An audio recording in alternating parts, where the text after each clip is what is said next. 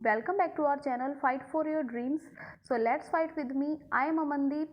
हम कवर कर रहे हैं क्लास 8 की NCERT हिस्ट्री की बुक हमारे अतीत का पार्ट फर्स्ट। कल हमने फर्स्ट चैप्टर को कंप्लीट कर लिया था, जिसमें हमने इतिहास लेखन को समझा था कि किन कारकों के आधार पर इतिहास को लिखा जाता है, कौन सी घटनाएं इंपॉर्टेंट होती है, किन वो घटनाएं इंपॉर्टेंट क्यों होती है, ठीक है, किस क्षेत्र के लिए कौन सी घटना इंपॉर्टेंट होती है, उन सब के बारे में हमने कल कवर किया था, अच्छे से हमने समझा था।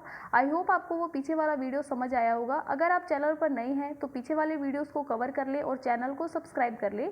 आज हम कवर करेंगे व्यापार से साम्राज्य तक कंपनी की सत्ता स्थापित होती है, कि किस तरीके से ईस्ट इंडिया कंपनी भारत में आई, किन मंसूबों को लेकर वो भारत में आई थी और क्या वो काम करती है यहाँ पर आके, किस तरीके से वो भारत की राजनीतिक गतिविधियों के अंदर अपना हस्तक्षेप करती है। ठीक है, आज हम कवर करेंगे सेकेंड चैप्टर को हाफ कवर करेंगे, क्योंकि ये काफ़ी बड़ा चैप्टर है।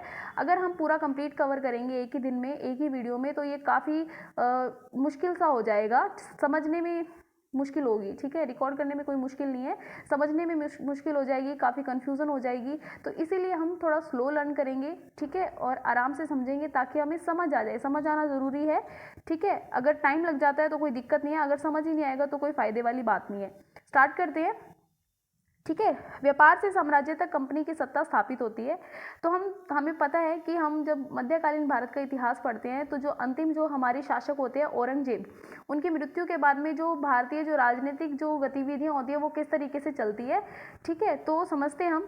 मुगल बादशाहों में औरंगजेब आखिरी शक्तिशाली बादशाह थे।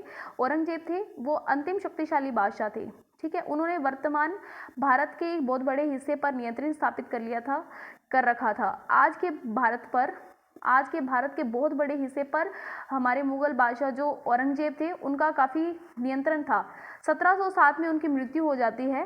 ठीक है, 1707 के अंदर उनकी मृत्यु होने के बाद में बहुत सारे मुगल सूबेदार आ जाते हैं, बड़े बड़े जिम्मेदार आ जाते हैं, जो अपनी ताकत दिखाने लगते हैं, जिनके पास में जागीरें होती है, जिन्हें गिफ्ट में मिली होती है। ठीक है, काफ़ी अमीर होते हैं जो अपने क्षेत्रों के अंदर, वो अपने क्या करने लगते हैं, वो खड़े हो जाते हैं और अपनी ताकतें दिखाने लग जाते हैं औरंगजेब की मृत्यु के पश्चात में। ठीक है, इससे क्या होगी, राजनीतिक अव्यवस्था क्षेत्रों के अंदर फैलने लगेगी। ठीक है, उन्होंने अपनी क्षेत्रीय रियासतों को कायम में कर लिया था। जो शक्तिशाली सूबेदार थे पहले तो ये कंट्रोल में थे, लेकिन अब कंट्रोल करने वाले जो शासक थे औरंगजेब, उनकी मृत्यु हो चुकी है, तो अभी अपनी ताकतों को दिखाना शुरू कर देंगे। जैसे जैसे विभिन्न भागों में ताकतवर क्षेत्रीय रियासतें सामने आने लगी, दिल्ली अधिक दिनों तक प्रभावी केंद्र के रूप में नहीं रह सकी। अब देखो, अलग अलग क्षेत्रों के अंदर, मान लीजिए ये मैंने खाका बना दिया, खाका यूं बनाना था। ठीक है, ये मैंने भारत का खाका बना दिया है। तो मान लीजिए दिल्ली है, यहाँ पर एक शासक है जो पूरे बाकी सभी क्षेत्रों के अंदर अपना नियंत्रण स्थापित कर चुके हैं, लेकिन ये दक्षिण के अंदर इतना नहीं कर पाते हैं। ये इन सब चीज़ों को हम कवर करेंगे, अगर मैं डीप में बताऊंगी तो ये काफ़ी बड़ा हो जाएगा। तो जैसे ही ये सेंटर के अंदर जो था शासक, उनकी मृत्यु होने के बाद में अब कोई सेंटर के अंदर प्रभावी शासक नहीं है, तो बाकी सभी क्षेत्रों के अंदर क्या हो जाएगा, दूसरे शासक खड़े हो जाएंगे, अपनी ताकत दिखाने लगेंगे, बोले कि इन क्षेत्रों के शासक हम हैं, हम पे कोई नियंत्रण करने वाला है नहीं। तो इससे क्या होगा, जो मेन पॉइंट होगा, जो दिल्ली का पॉइंट था, वो अब क्या होगा, उसकी इतनी इंपॉर्टेंट रहेगी नहीं। आई होप आप पूरा पॉइंट समझ गए होंगे, क्लियर है। 18वीं सदी के उत्तरार्ध तक राजनीतिक क्षितिज पर अंग्रेजों के रूप में एक नई ताकत उभरने लग गई थी। 18वीं सदी की बात करें, 18वीं सदी के भारत की बात करें, ठीक है, 18वीं सदी के अंदर अंग्रेजों के रूप में एक नई ताकत आने लगी थी, जब भारत के क्षेत्रों के अंदर अलग अलग रियासतों ने अपनी ताकतें दिखाना शुरू कर दिया था। उस वक्त की बात हो रही है। क्या आप जानते हैं कि अंग्रेज पहली बार हमारे यहाँ पर छोटी सी कंपनी के रूप में आई थी। ठीक है, और यहाँ पर बाद में उन्होंने क्या किया था, इलाकों पर कब्जा करके अपना शासन स्थापित कर लिया था। हालांकि उनकी यहाँ के इलाकों पर कब्जा करने की कोई दिलचस्पी नहीं थी, कोई इंटरेस्ट नहीं था। वो सिर्फ ये सब ऐसा हो कैसे गया कि इन लोगों ने हमारे ऊपर इतने टाइम तक शासन किया, ऐसा क्या हो गया।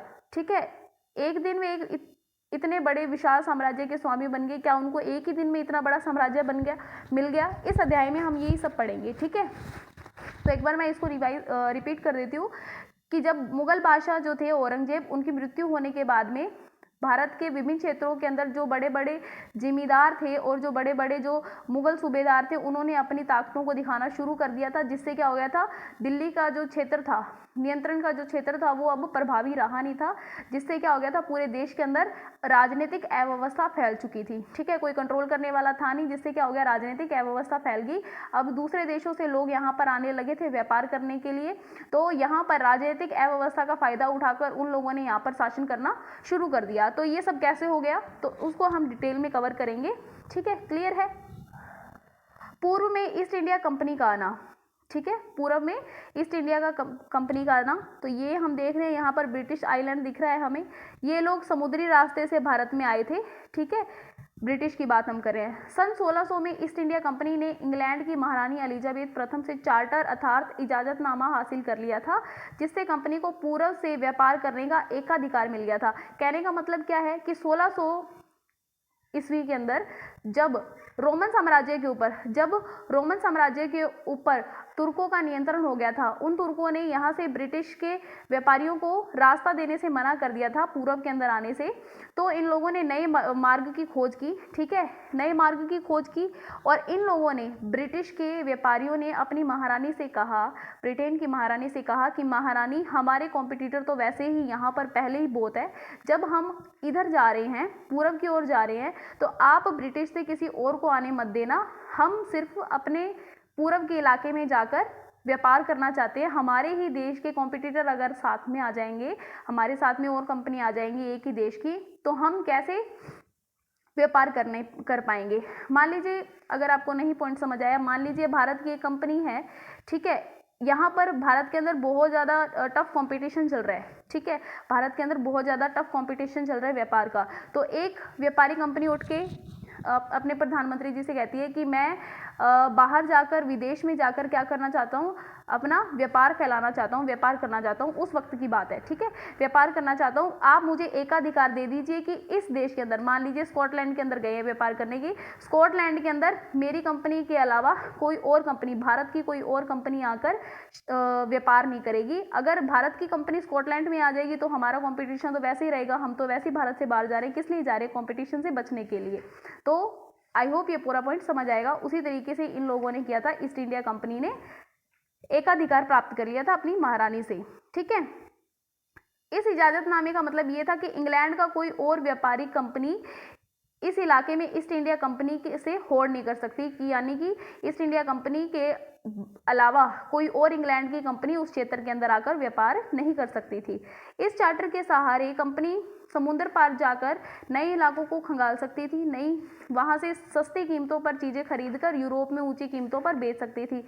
ठीक है, जिससे उनको क्या मिलेगा, वाणिज्यिक व्यापार क्या मिलेगा, वाणिज्यिक प्रतिस्पर्धा से वो बच जाएंगे और उनको मुनाफा बहुत ज़्यादा हो जाएगा, जैसा कि मैंने अभी आपको बताया था। ठीक है, कोई प्रतिस्पर्धी नहीं होगा तो सस्ती चीज़ें खरीद के उन्हें ज़्यादा कीमत पर बेच सकेंगे। लेकिन ये जो दस्तावेज था, ये सिर्फ किसके लिए था, ये सिर्फ था इंग्लैंड के वासियों के लिए, कि इंग्लैंड की कोई कंपनी नहीं जाएगी, तो इंग्लैंड के अलावा दूसरे यूरोपीय देशों पर थोड़ी ना ये इजाजतनामा काम करेगा। लेकिन ठीक है ना, जिससे क्या होगा, जब तक इंग्लैंड के जहाज अफ्रीका के पश्चिम तट को छूते, कैप ऑफ हुड का चक्कर लगाकर हिंद महासागर को पार करके आते, तब तक जो पुर्तगाली थे, पुर्तगालियों ने भारत के पश्चिमी तट पर अपनी उपस्थिति दर्ज करवा दी थी। जब तक इंग्लैंड के लोग यहाँ आते, भारत के अंदर इंग्लैंड के लोग आते घूम फिर के, उससे पहले आने से पहले कौन आ गया था यहाँ पर, पुर्तगाल आके बैठे हुए थे। आई होप आपको ये पूरा पॉइंट समझ आया होगा। ठीक है, इंग्लैंड वासियों के, इंग्लैंड के व्यापारियों के आने से पहले यहाँ पर आकर कौन बैठ गया था, पुर्तगालियों ने भारत के पश्चिमी तट पर अपनी उपस्थिति दर्ज करवा दी थी। वे गोवा में अपना ठिकाना बना चुके थे। पुर्तगाल के खोजी यात्री वास्को दी गामा ने 1498 में पहली बार भारत पर पहुंचने के इस समुद्री मार्ग का पता लगाया था। तो देखो, ईस्ट इंडिया कंपनी आई थी 1600 में। ठीक है, और जबकि वास्को डी गामा ने 1498 के अंदर भारत के पश्चिमी तट का पता लगा लिया था। तो देखो कितने सालों का अंतर है, कम से कम हम मान सकते हैं 150 सालों का तो अंतर आराम से ही देखने को मिलता है। मतलब कि 110 साल तो कहीं गए ही नहीं है, तो 100 साल आप मान के चलिए, 100 साल पहले ही पुर्तगालियों ने भारत का पता लगा लिया, तो और वो लोग यहाँ पर आके पहले बस चुके थे। ठीक है, 17वीं शताब्दी की शुरुआत तक डच भी हिंद महासागर में पहुंच गए थे। तो देखो अंग्रेज कब आए, 18वीं शताब्दी के उत्तरार्ध में आए, और 17वीं शताब्दी में तो कौन आ गए, डच भी आ गए थे। तो कुछ समय बाद फ्रांसीसी व्यापारी भी यहाँ आ गए। तो इंग्लैंड वासियों के आने से पहले, इंग्लैंड के व्यापारी आने से पहले पहले यहाँ पे आ गए थे पुर्तगाल। ठीक है, उसके बाद में डच आ गए थे, डच के बाद में आ गए थे फ्रांसीसी। ठीक है, आई होप ये पूरा पॉइंट आपको समझ आया होगा। इन लोगों ने तो 1498 में खोज कर ली थी, फिर ये 16वीं शताब्दी में आ गए, फिर ये 17वीं शताब्दी में आई, और उसके बाद में जो ईस्ट इंडिया कंपनी थी वो आई थी 18वीं शताब्दी में। तो आई होप ये पूरा पॉइंट आपको समझ आ गया होगा, क्लियर हो गया होगा। तो यहाँ पे इतनी सारी कंपनियां आ गई थी, तो ईस्ट इंडिया कंपनी को क्या प्रॉब्लम थी, प्रॉब्लम ये थी कि ये जो सारी कंपनियां थी ये एक ही चीज़ें, एक जैसी चीज़ें खरीदना चाहती थी। जैसे भारत की काली मिर्च, लौंग, इलायची, दालचीनी, इसकी बहुत ज़्यादा डिमांड थी यूरोप के अंदर। ठीक है, यूरोपीय कंपनियों के बीच इसकी इसकी डिमांड बढ़ने लगी, जिससे क्या होगा, भारतीय बाजारों के अंदर इन चीज़ों की कीमतें बढ़ने लगी। अब देखो एक ही चीज़ के पीछे सब लोग पड़ेंगे तो उस चीज़ की क्या हो जाएगी, कीमत बढ़ने लग जाएगी। अब काली मिर्च है, काली मिर्च की डिमांड बहुत ज़्यादा है, मान लीजिए काली मिर्च की डिमांड बहुत ज़्यादा है। अब डिमांड बहुत ज़्यादा है तो लोग भी ज़्यादा होंगे, अब लोग ज़्यादा है तो ये लोग क्या करेंगे, मिर्च कम है तो ये लोग क्या कर देंगे, दाम बढ़ा देंगे, दाम को बढ़ा देंगे, है ना। तो इससे क्या होगा, कंपटीशन टफ हो जाएगा सभी कंपनीज के अंदर। तो अब इन व्यापारी कंपनियों ने फलने फूलने का एक ही रास्ता अपनाया कि अपनी जो कंपटीशन की जो कंपनियां हैं उनको ख़त्म ही कर दें। तो अब कितनी कंपनी आ गई थी यहाँ पे, पुर्तगाल की कंपनी आ गई थी, डच की कंपनी आ गई थी, फ्रांसीसी की कंपनी आ गई थी। ठीक है, और उसके बाद में आ गए थे हमारे ईस्ट इंडिया कंपनी। ठीक है ना, क्लियर है, ये 4 कंपनियां आ गई थी। ये सभी चारों की चारों कंपनियां एक ही जैसा माल यहाँ से लेना चाहती थी। एक ही जैसा माल लेने की वजह से इन तीनों के अंदर, चारों के अंदर कंपटीशन बहुत बढ़ गया था। कंपटीशन से बचने के लिए तो ये लोग यहाँ आए थे, लेकिन कंपटीशन यहाँ पर भी बहुत ज़्यादा था। तो ये कहते हैं कि कंपटीशन को ख़त्म करने के लिए हमें कंपनियों को ख़त्म ही कर देना चाहिए। तो अब ये बातें जब दिमाग में आने लगी तो क्या होगी, लड़ाइयाँ होनी शुरू हो जाएगी। ठीक है, बाजारों के अंदर क्या हो जाएगी, व्यापारी कंपनियों के बीच में लड़ाइयों की शुरुआत होने लग जाएगी। 17वीं और 18वीं शताब्दी में जब भी किसी भी कंपनी को मौका मिलता तो वो एक दूसरे के जहाज़ों को डुबाने लग जाते। जैसे ईस्ट इंडिया कंपनी ने डुबा दिया फ्रांसिस कंपनी की जहाज़ों को, डचों ने डुबा दिया पुर्तगाल के जहाज़ों को। तो इस तरीके से क्या होने लग गया, आपसी मतभेद उत्पन्न होने लग गया। क्लियर है, तो मतभेद से बचने के लिए ये लोग क्या करेंगे, ये अपनी चौकियों के जो व्यापारिक चौकियां हैं ना उनके आसपास किलेबंदी करना शुरू कर देंगे और अपनी कंपनी के सामान की सुरक्षा करने के लिए सेना रखनी, सिक्योरिटी गार्ड रखने शुरू कर देंगे। आई होप आप पूरी बात को समझ रहे होंगे। अपनी बस्ती को किलेबंदी करने और व्यापारी में मुनाफा कमाने की इस कोशिशों के कारण स्थानीय शासकों से भी टकराव होने लग गए। अब देखो ये लोग क्या करने लगे थे, अपनी बस्तियों को किलेबंद करने लग गए थे, सिक्योरिटी गार्ड्स रखने लगे थे, जिससे क्या हो गया, शासकों, वहाँ के जो शासक थे, मान लीजिए ये कहाँ आए हैं, मान लीजिए कोलकाता में आए हैं, कलकत्ता में यहाँ आ गए हैं। अब ये कलकत्ता में आकर ये किलेबंदी कर रहे हैं। ठीक है, किलेबंदी कर रहे हैं, सेना रख रहे हैं, तो स्थानीय जो शासक होंगे उनके अंदर भी डर बैठेगा कि इतने शक्तिशाली ना हो जाएं कि हमारे ऊपर ही धावा बोल दे। तो उनसे क्या हो गया, उनके अंदर भी क्या होने लग गया, टकराव उत्पन्न होने लग गए आपस के अंदर। अब कंपनी कह रही है कि हमें अपनी सुरक्षा कर रही है तो हम तो सिक्योरिटी गार्ड रखेंगे, लेकिन शासक कह रहे हैं कि आप सिक्योरिटी गार्ड क्यों रखेंगे, हम आपको सिक्योरिटी देते हैं। लेकिन अगर वो मानेंगे नहीं तो आपस में क्या होगा, टकराव उत्पन्न होने लग जाएंगे, जिससे क्या होगा, व्यापार को और राजनीति को एक दूसरे से अलग रखने में क्या होगी, मुश्किल होगी, है ना, मुश्किल होने लगेगी। तो इसी से ये पूरा का पूरा सिस्टम होना शुरू होता है कि ईस्ट इंडिया कंपनी कैसे बंगाल के अंदर अपना व्यापार शुरू करती है और कैसे धीरे धीरे चलते हुए पहुंच जाती है शासन तक। आई होप अब तक आपको पूरा पॉइंट समझ आया होगा। ठीक है, स्टार्टिंग के अंदर ये लोग आए थे, स्टार्टिंग के अंदर कैसा था माहौल, माहौल था राजनीतिक अव्यवस्था का। ठीक है, राजनीतिक अव्यवस्था का, लेकिन यहाँ पर बहुत सारी कंपनीज आ चुकी थी, होड़ यहाँ पर लग रही थी, व्यापारिक होड़ लग रही थी। आपसी होड़ से बचने के लिए यहाँ पर लोग व्यापारी आ रहे थे, लेकिन यहाँ पर दूसरे देशों की कंपनियां आने की वजह से आपसी मनमुटाव हो गया कंपनीज के बीच में, और ये लोग खुद की सुरक्षा के लिए क्या करने लगे, किलेबंदी करने लगे और सिक्योरिटी गार्ड रखने लगे, जिसकी वजह से क्या हो गया, वहां के स्थानीय शासकों के बीच में इनके प्रति शंका उत्पन्न होने लगी। शंका उत्पन्न होने की वजह से शासकों ने कंपनी को रोकने की कोशिश की, ठीक है, जितनी भी कंपनीज थी उनको रोकने की कोशिश की, तो उनके बीच में क्या हो गया, टकराव हो गया स्थानीय शासकों के बीच में और कंपनी के बीच में। आई होप अब आपके माइंड में वो पूरी पिक्चर बन गई होगी। क्लियर है I hope. Okay, next point पर हम चलते हैं कि ईस्ट इंडिया कंपनी बंगाल से व्यापार शुरू करती है। ठीक है, बंगाल से अपनी स्टार्टिंग करती है। ये पहली इंग्लिश फैक्ट्री 1651 में हुगली नदी के किनारे शुरू हुई थी। कंपनी के व्यापारी यहीं से अपना काम चलाते थे। इन व्यापारियों को उस जमाने में फैक्टर कहा जाता था। व्यापारियों को क्या कहा जाता था, फैक्टर। इस फैक्ट्री में वेयर हाउस होते थे जहां पर निर्यात होने वाली चीजों को जमा कर लिया जाता था। ठीक है, अब देखो वेयर हाउस थे जहां पर ये अपना सामान वगैरह रखते थे, और उसी वेयर हाउस के अंदर क्या होते थे, दफ्तर होते थे जिसमें कर्मचारी बैठा करते थे, यानी कंपनी के अफसर बैठा करते थे। जैसे जैसे व्यापार फैलने लगा, कंपनी के सौदागर व्यापारियों को फैक्ट्रियों के आसपास आकर बसने के लिए प्रेरित करने लगे। मतलब कि अब कहने लगे, देखो अब ईस्ट इंडिया कंपनी पहले थोड़े लोगों को लेके आई थी, यहाँ पर आगे वो देखे कि हम देखते हैं माहौल कैसा है, तो उनको लगा यहाँ पर रहने लायक माहौल है, हम यहाँ पर हमारा व्यापार को बढ़ावा दे सकते हैं। तो बोले कि दूसरे लोगों को भी बताने लगे, अपने कंपनी के दूसरे कर्मचारियों को कहने लगे कि आप लोगों को बुलाओ और यहाँ पर आके रहने के लिए बोलो। तो 1696 तक, अब आए देखो इन्होंने सबसे पहली फैक्ट्री चलाई थी 1651 में, तो 1696 तक कंपनी ने इस आबादी के चारों ओर एक किला बनाना शुरू कर दिया। अब जैसे जैसे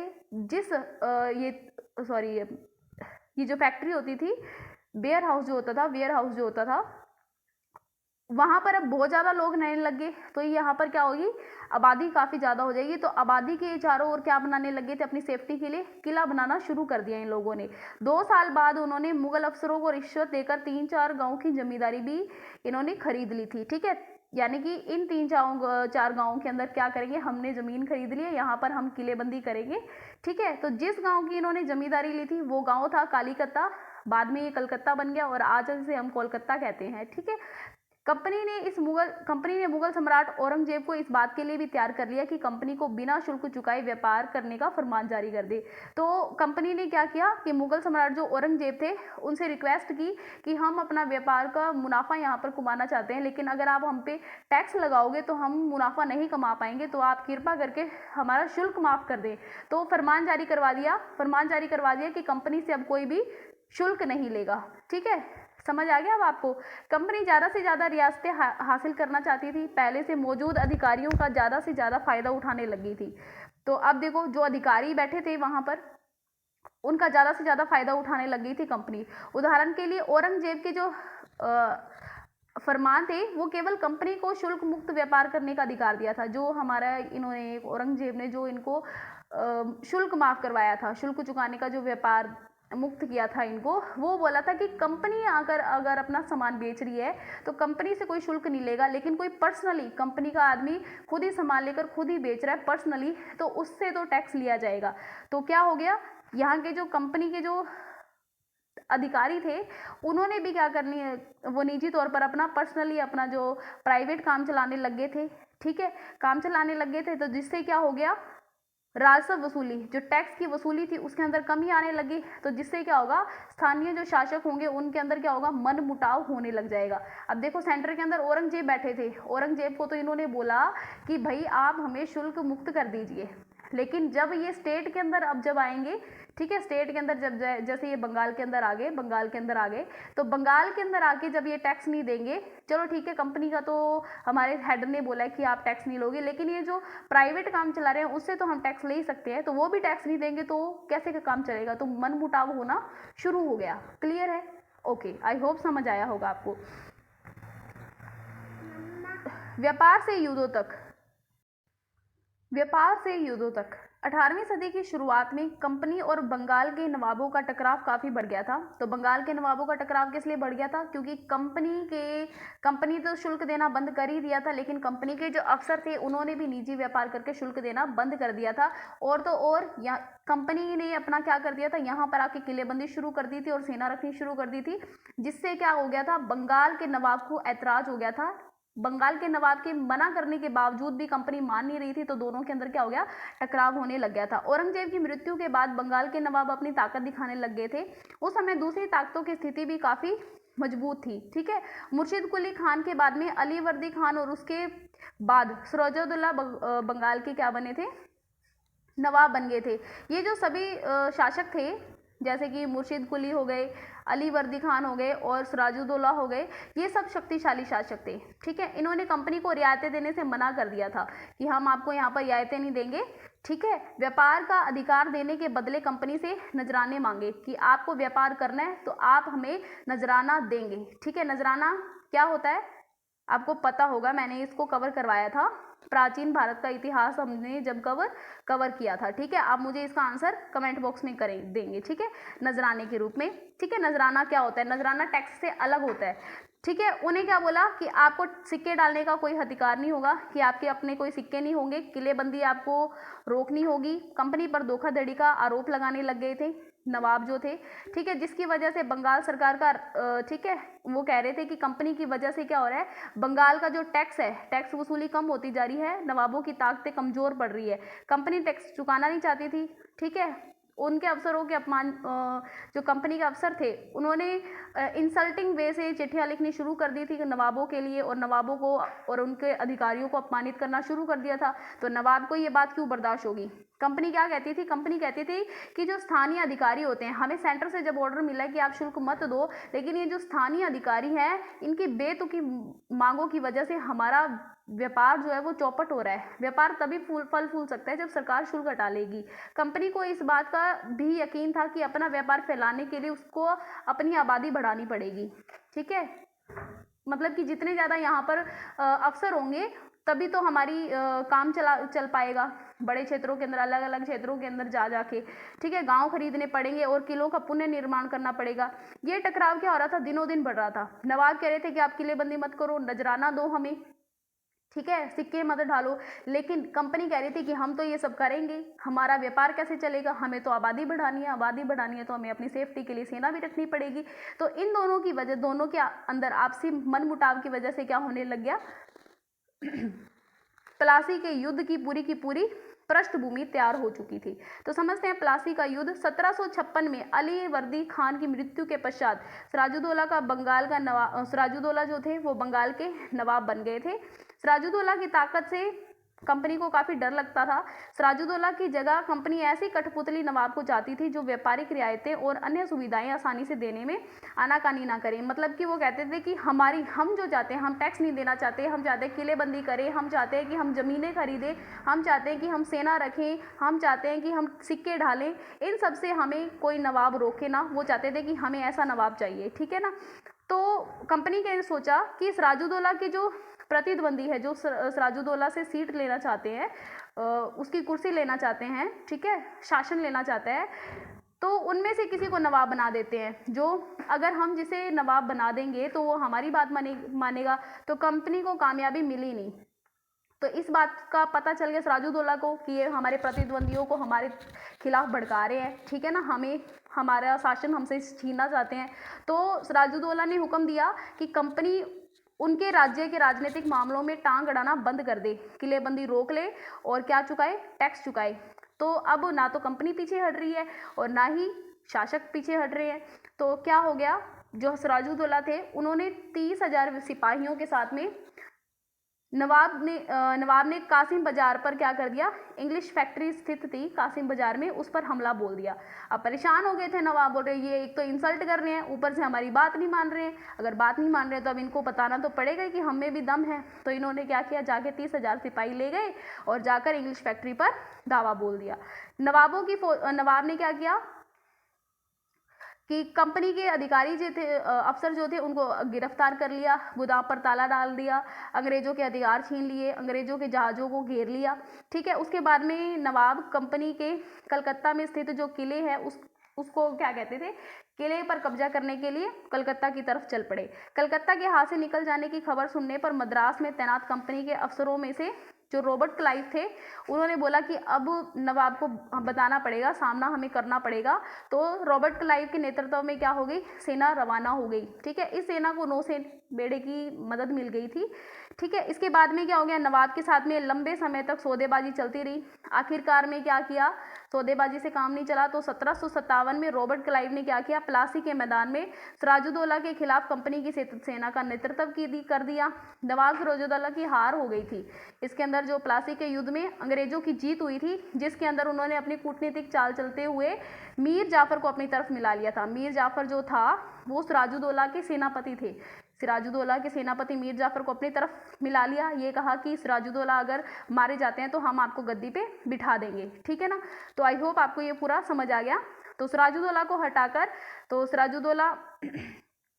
हटाकर इन्होंने नवाब बना दिया, किसे, हाँ, मीर जाफर को। तो प्लासी की जंग इसीलिए महत्वपूर्ण होती है क्योंकि भारत के अंदर ये कंपनी की पहली बड़ी जीत थी। अब आप ये देख लीजिए कि किस तरीके से कंपनी ने बंगाल के इतने शक्तिशाली शासक को हरा दिया और बाकी जो शासक है वो उनको मूक दर्शक बन के देख रहे हैं, हेल्प नहीं कर रहे हैं। अगर वो हेल्प करते, अगर वो मिलकर काम करते एक विदेशी कंपनी के खिलाफ कि आप हमारी ज़मीन पर आके ऐसा क्यों कर रहे हो, कल को हमारे साथ भी आप ऐसा करोगे,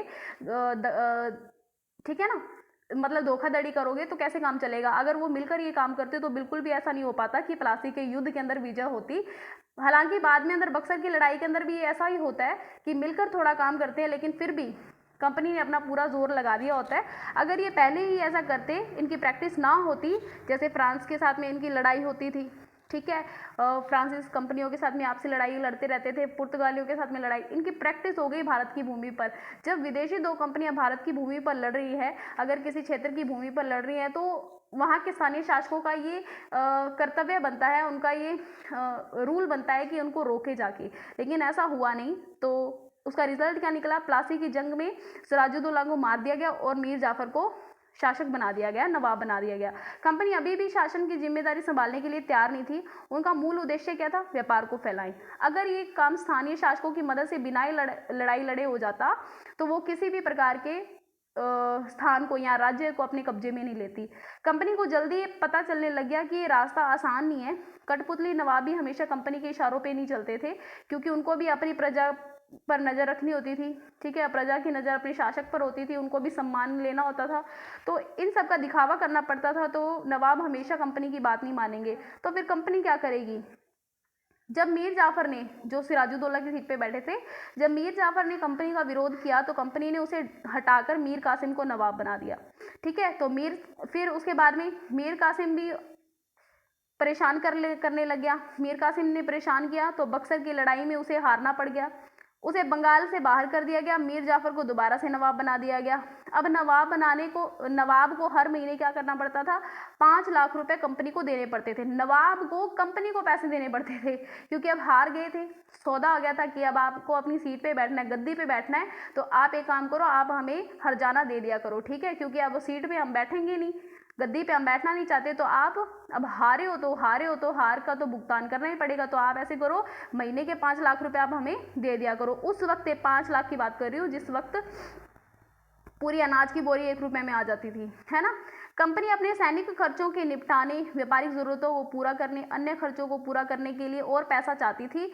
तो कंपनी ने और ज़्यादा इलाकों को अपने कब्जे में करने की कोशिश की, सोचा कि और कब्जों को और इलाकों को कब्जे में कर लेते हैं। तो 1765 में जब मीर जाफर की मृत्यु हुई तब कंपनी के इरादे बदल चुके थे। कठपुतली नवाबों के साथ अपने खराब अनुभवों को देखते हुए रॉबर्ट क्लाइव ने, जिन्होंने प्लासी का युद्ध लड़ा था, ठीक है ना, जिसके नेतृत्व में, तो क्लाइव ने ऐलान किया कि अब हमें खुद ही नवाब बनना पड़ेगा। आखिरकार 1765 में मुगल सम्राट ने कंपनी को ही बंगाल का प्रांत दीवान नियुक्त कर दिया, ठीक है। दीवानी राजस्व मामले सारे के सारे किसके हाथ में आ गए थे, कंपनी के हाथ में आ गए थे। दीवानी मामले मिलने के कारण क्या हुआ, कंपनी को बंगाल के विशाल राजस्व संसाधनों पर नियंत्रण मिल गया। तो अब टैक्स मिलेगा, कंपनी को मिल रहा है, तो कंपनी क्या करेगी, अब सारा का सारा टैक्स कोई हमारे वो जो खजाना होता है ना, उसके अंदर थोड़ी ना डालेगी, तो वो उसके अंदर से बहुत सारा हिस्सा अपने पास रख लेगी। इस तरह कंपनी की एक पुरानी समस्या हल हो गई। 18वीं सदी की शुरुआत से ही भारत के साथ उसका व्यापार बढ़ता जा रहा था, लेकिन उसे भारत से ज़्यादातर चीज़ें ब्रिटेन से लाकर देनी पड़ती थी। देखो, भारत के अंदर व्यापार वो कर रहे हैं, भारत से जो चीज़ें ले रहे थे बदले में उसको सोने के सिक्के देने पड़ रहे थे, और इतना ज़्यादा सोना अगर वो ब्रिटेन से लाकर भारत में देते तो उनको कोई ज़्यादा बेनिफिट मिल नहीं रहा था। अब क्या हो गया, अब उनको टैक्स मिल गया। अब जो भी वो राज्य से, स्थानीय क्षेत्रों से जो वो टैक्स लेते थे, अंग्रेज टैक्स लेते थे, वो टैक्स को क्या यूज़ करने लग गए, वो यहीं का पैसा, यहीं से सामान लेकर ब्रिटेन भेज दिया करते थे। मान लीजिए, अब देखिए मैं यहाँ पर, मैं नहीं, अब मान लीजिए कि मैं तो नहीं ऐसा करूँगी, मान लीजिए कि अब देख लीजिए ये एक क्षेत्र है, इस क्षेत्र के ऊपर दो, एक तो राजा है और एक कंपनी है, ठीक है। अब कंपनी बोली कि जितने भी पैसों का लेन देन होगा वो मैं करूँगी, और ये कंपनी यहाँ बाहर की है, ठीक है, और ये यहाँ के शासक है। अब ये यहाँ के शासक बोल रहे हैं कि चलो ठीक है, शासन मैं करूँगा, प्रजा मैं चलाऊँगा, पूरा शासन कानून वगैरह मैं देखूँगा। बोले कि ठीक है, पैसों का लेन देन हम देखेंगे। अब ये पैसों का लेन देन हम देखेंगे, और ये पैसे है कहाँ के, यहाँ के क्षेत्रों से ये इकट्ठे कर रहे हैं, यहाँ के क्षेत्रों से इकट्ठे कर रहे हैं, ठीक है। अब पैसे ले लिए कंपनी ने, पैसे ले लिए कंपनी ने। अब वो कंपनी क्या करेगी, कंपनी को क्या चाहिए, सामान चाहिए। कंपनी ने उन्हीं पैसों को सामान, उन्हीं पैसों का सामान खरीद लिया भारत से, जो पैसे लोगों से लिए उसी पैसों का सामान लेके बाहर बेच दिया, ठीक है, बाहर ले गए। क्लियर है? तो आई होप ये पूरी पॉइंट समझ आ गई होगी। इस कमाई से क्या हो गया था, कंपनी भारत में सूती जो कमाई हो रही थी राजस्व से, ठीक है, भारत में सूती और रेशमी कपड़ा वो खरीद रहे थे, अपनी फौजों को संभाल रहे थे, कलकत्ता के दफ्तरों और किलों का निर्माण कर रहे थे, ठीक है। तो ये सब हुआ था कंपनी के शासन के अंदर, किस तरीके से कंपनी यहाँ पर आई और किस तरीके से उसने धीरे धीरे अपनी पैठ बना ली भारत की राजनीतिक व्यवस्था के अंदर, ठीक है। कंपनी के अफसर नवाब बन बैठे। नवाब बनने का मतलब क्या था, मतलब ये था कि कंपनी के पास अब सत्ता हो चुकी थी, सत्ता और ताकत दोनों आ चुकी थी, लेकिन इसके कुछ और भी फायदे थे। तो कंपनी का हर कर्मचारी नवाबों की तरह जीने के ख्वाब देखने लग गया था। प्लासी के युद्ध के बाद में बंगाल के असली नवाबों को इस बात के लिए बाध्य कर दिया कि कंपनी के अफसरों को निजी तोहफे के तौर पर जमीन और बहुत सारा पैसा दे। देखो, अब जो असली नवाब थे, प्लासी के युद्ध के बाद बंगाल के असली नवाबों को इस बात के लिए बाध्य किया गया कि आप हमें गिफ्ट दीजिए, गिफ्ट में जमीन दो और बहुत सारे पैसे दो। जो रॉबर्ट क्लाइव थे, जिन्होंने प्लासी के युद्ध का नेतृत्व किया था, उन्होंने 12 से बेइंतहान दौलत जमा कर ली थी। 1743 के अंदर जब इंग्लैंड से मद्रास आए थे तो उनकी उम्र 18 साल की थी, ठीक है। 1767 में वो 2 बार गवर्नर बन गए थे। 1767 तक वो 2 बार गवर्नर बन चुके थे, ठीक है। हमेशा के लिए जब वो भारत से रवाना हुए तो उनकी जो दौलत थी वो 4,01,102 पौंड के बराबर थी, ठीक है, पौंड के बराबर थी। दिलचस्प बात यह है कि गवर्नर के दूसरे कार्यकाल के अंदर, जब वो दूसरे बार गवर्नर बने थे रॉबर्ट क्लाइव, तो उनको कहा गया था कि आप अब भ्रष्टाचार को खत्म करोगे, ठीक है। लेकिन 1772 के अंदर क्या हुआ था, ब्रिटिश संसद के अंदर उनको खुद ही भ्रष्टाचारी आरोपों पर सफाई देनी पड़ी थी। सरकार को उनकी संपत्ति पर क्या होने लग गया था, संदेह होने लग गया था कि इतनी बड़ी संपत्ति इन्होंने कैसे बना ली, भ्रष्ट, मतलब इतना ज़्यादा तो इनको मिल भी नहीं रहा है, सैलरी वगैरह भी नहीं मिल रही है, तो इतनी पैसे आए कहाँ से यहाँ, तो सीधी सी बात है, भ्रष्ट तरीकों से इन्होंने कमाए होंगे। तो उसे भ्रष्टाचार आरोपों से तो बरी कर दिया, लेकिन 1774 तक उसने आत्महत्या कर ली, ठीक है। कंपनी के सभी अफसर क्लाइव की तरह दौलत इकट्ठा नहीं कर पाए। बहुत सारी बीमारियों और लड़ाई के कारण कम उम्र में भी उनकी मौत हो गई थी। इसके अलावा उन सभी को भ्रष्ट और बेईमान मानना भी सही नहीं था। बहुत सारे अफसर जो थे वो साधारण परिवारों से आए थे। उनकी सबसे बड़ी इच्छा ये थी कि वो भारत से ठीक ठाक पैसा कमा लें और ब्रिटेन में जाकर आराम की ज़िंदगी जी ले। जो जीते जी धन दौलत ले गए, तो वहाँ पर जाकर तो वो आलीशान जीवन जिया उन्होंने। उन्हें वहाँ के लोग कहते थे, नवाब कहते थे, नवाब, ठीक है। ये भारतीय शब्द नवाब का ही अंग्रेजी संस्करण बन गया था। कहते थे वो नवाब, और यहाँ बन गया वो नवाब का संस्करण, ठीक है। उन्हें लोग अक्सर अमीर और सामाजिक हैसियतों में रातों रात ऊपर आने वाले लोगों के रूप में देखते थे। मतलब कि इनकी कोई खास इज्जत नहीं थी ब्रिटेन के अंदर। नाटकों और कार्टूनों के अंदर उनका मजाक उड़ाया जाता था। जो रातों रात ही अपनी कमाई के बिना, अपनी मेहनत की कमाई के बिना रातों रात ऊपर उठेगा तो उसको क्या मजाक ही उड़ाएंगे लोग, है ना। इज्जत तो उसको कोई ज़्यादा मिलेगी नहीं, ठीक है। तो अब हम कल देखेंगे कंपनी का फैलता हुआ शासन, कैसे उन्होंने भारत के विभिन्न क्षेत्रों के अंदर अपना शासन फैलाया। बंगाल का शासन तो हमने देख लिया, किस तरीके से उन्होंने अपना शासन स्थापित किया। पहले प्लासी की लड़ाई में, फिर बक्सर की लड़ाई में, और फिर उन्होंने धीरे धीरे कैसे बक्सर की लड़ाई जीतने के बाद में राजस्व मामलों को अपने हाथों में ले लिया होगा। आई होप आपको ये पूरे पॉइंट, एक एक पॉइंट आपको अच्छे से समझ आया होगा। एक बार आप रिवाइज कर लेना, ठीक है। मिलते हैं नए टॉपिक के साथ में कल के लिए, नया टॉपिक तैयार रखेंगे। और आई होप आपको वीडियो अच्छा लगा होगा। अगर हाँ तो वीडियो को लाइक कर दें, शेयर कर दें और सब्सक्राइब कर दें। मिलते हैं नए टॉपिक के साथ में, तब तक के लिए बाय, टेक केयर एंड जय हिंद।